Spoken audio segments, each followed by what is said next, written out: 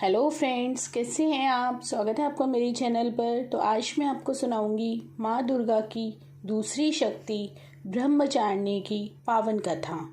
माँ दुर्गा की नव शक्ति का दूसरा स्वरूप ब्रह्मचारिणी का है। यहाँ ब्रह्म का अर्थ तपस्या से है। माँ दुर्गा का यह स्वरूप भक्तों और सिद्धों को अनंत फल देने वाला है। इनकी उपासना से तप, त्याग, वैराग्य, सदाचार और संयम की वृद्धि होती है। ब्रह्मचारिणी का अर्थ तप की चारिणी यानी तप का आचरण करने वाली है। देवी का यह रूप पूर्ण ज्योतिमय और अत्यंत भव्य है। इस देवी की दाएं हाथ में जप की माला है और बाएं हाथ में यह कमंडल धारण किए है।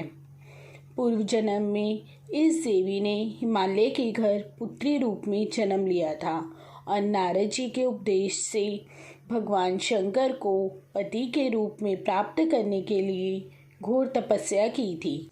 इस कठिन तपस्या के कारण इन्हें ब्रह्मचारिणी नाम से पुकारा जाता है।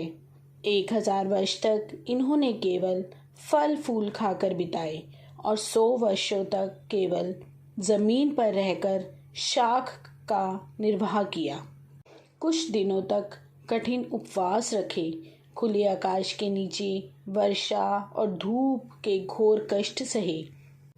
3000 वर्षों तक टूटे हुए बेलपत्र खाए और भगवान शंकर की आराधना करती रही। इसके बाद तो उन्होंने सूखे बेलपत्र खाना भी छोड़ दिया। कई हजार वर्षों तक निर्जल और निराहार रहकर तपस्या करती रही। पत्तों को खाना छोड़ देने के कारण इनका नाम अपर्णा पड़ गया। कठिन तपस्या के कारण देवी का शरीर एकदम क्षीण हो गया।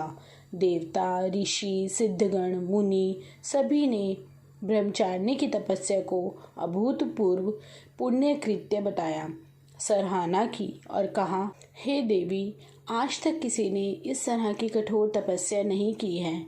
यह तुम ही से संभव थी।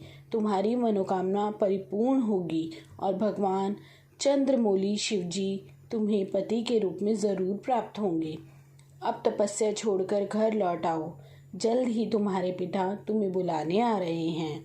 इस देवी की कथा का सार यह है, जीवन के कठिन संघर्षों में भी मन विचलित नहीं करना चाहिए। माँ ब्रह्मचारिणी देवी की कृपा से सर्व सिद्धि प्राप्त होती है। दुर्गा पूजा के दूसरे दिन देवी के इसी स्वरूप की उपासना की जाती है। अगर आप चाहते हैं कि मैं आपको इसी तरह माँ के 9 रूपों की कथा सुनाती रहूं, तो प्लीज़ मेरी इस वीडियो को लाइक कीजिए, शेयर कीजिए, कमेंट कीजिए और सब्सक्राइब करना ना भूलिए।